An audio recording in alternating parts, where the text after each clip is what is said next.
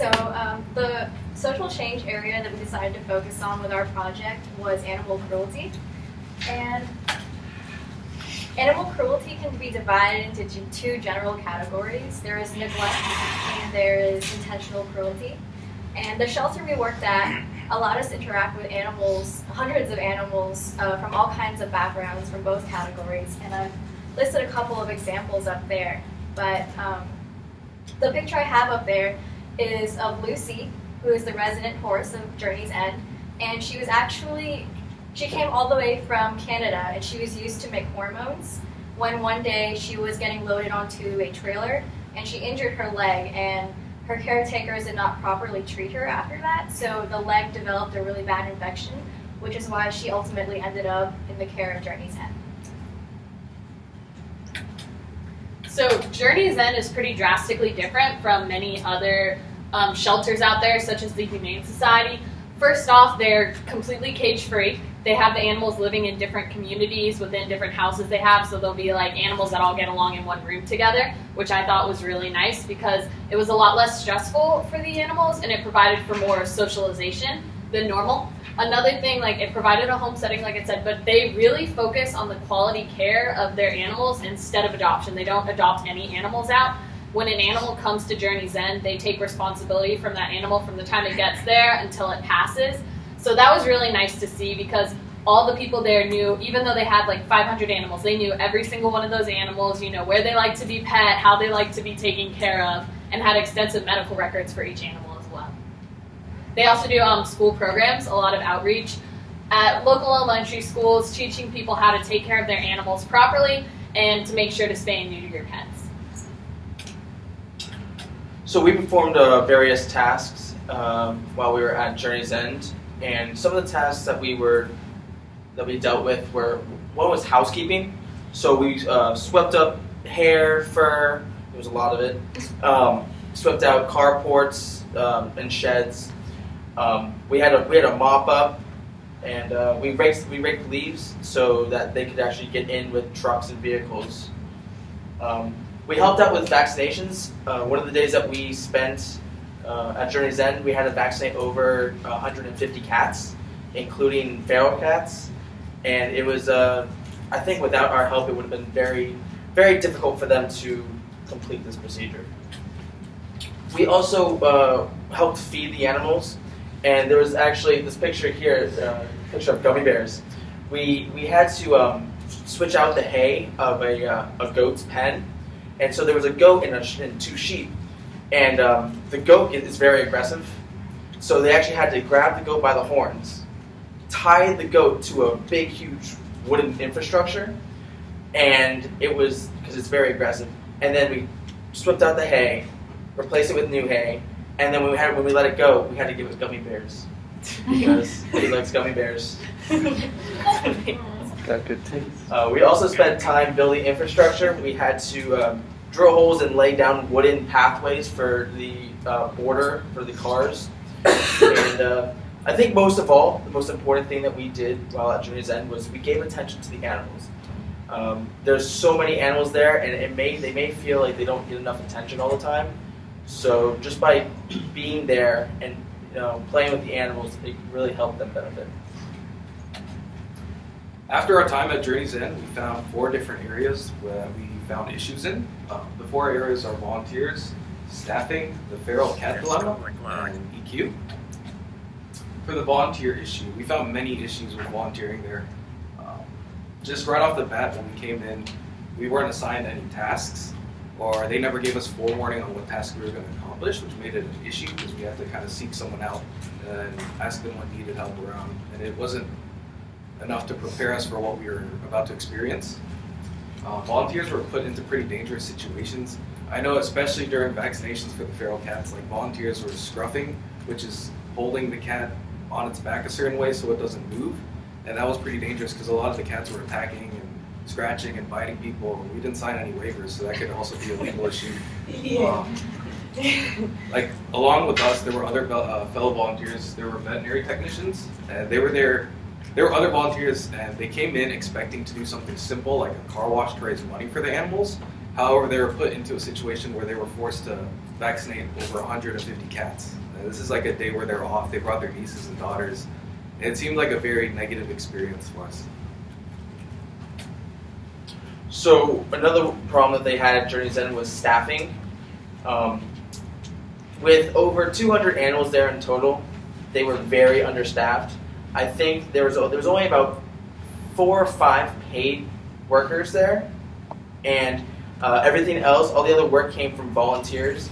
And knowing volunteering, I mean, we've all been volunteering, they can vary day to day, the amount of volunteers. So one day they can have no volunteers and be with only 5 people, or they can have 15 volunteers and actually be able to get some work done.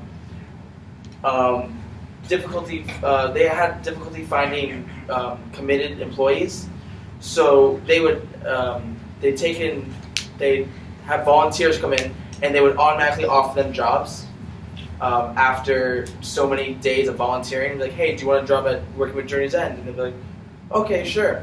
But with the kind of experience that they have, these volunteers that have become employees would only stay for a couple weeks, realize that the work is so overwhelming, so time-consuming, that they would end up resigning and quitting.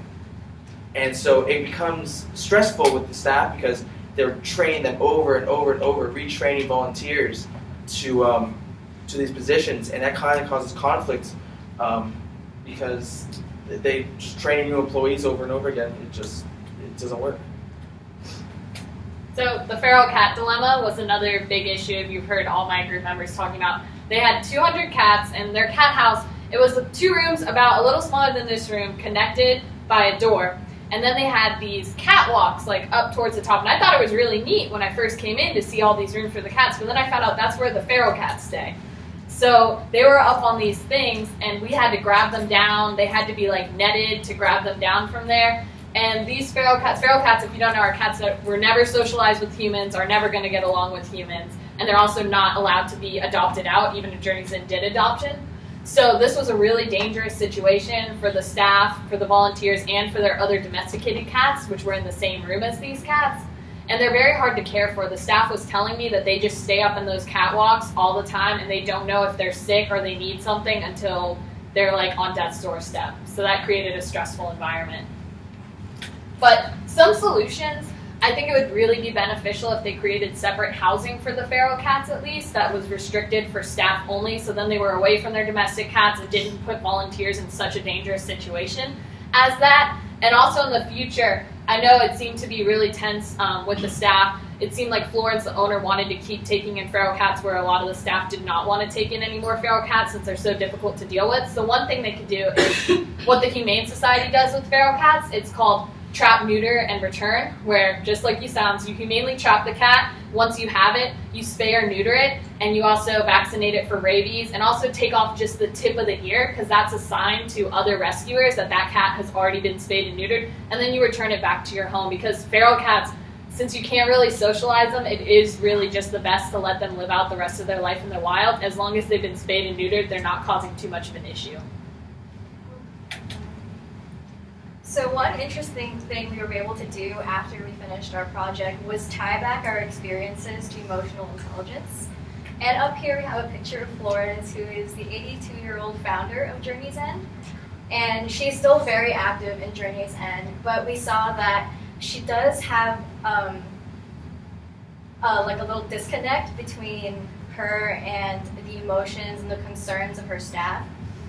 For example, when she found out that one of the cats had been missing for a week, she was so consumed in like her anger and her frustration that she was unable to effectively communicate with her staff. She was just blowing up, and her staff couldn't really take her seriously at that point. So that's one way, or that's one area of self-awareness and self-management that she could have worked on. Also, we already talked about the feral cat issue, but like we said earlier, a lot of the staff feel that the feral cats shouldn't be part of Journey's End mission because they're really tricky and really hard to handle. But Florence is very, what's the word? Like stubborn, and She's very committed to her mission. Very but she true. doesn't realize sometimes just how difficult it is on the staff. Like it was nice to see her commitment, but she wanted to save every animal, and you really can't save every animal, as unfortunate as that is. Yeah, and in that way, she's demanding too much of her staff and of her volunteers because they put themselves at risk when they're trying to take care of these feral cats. So we just recognize that there are some areas of EQ that Florence could have worked on. Overall, she's a wonderful woman, and she's created an awesome project. But you know, a little EQ can't help with your. Oh wait, a little EQ can't hurt when it comes to being a leader. And up here we just recap the solutions we've already gone over for the different issues that we've identified. And Journey's End is a fantastic project, and continuing to work with them will really impact animals in a huge way. And it's important that we do continue to look out for animals because, as the people at Journey's End say, the earth was made for all creatures. That's our project.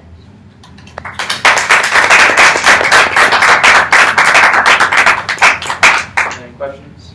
I have a question. Okay, so I saw that you laid out like solutions and stuff. Did you ever contact Journey's End and be like, this is, or tell them about the problems and solutions? Because if you're not, you're probably not the first to feel that way. Right. Seeing this.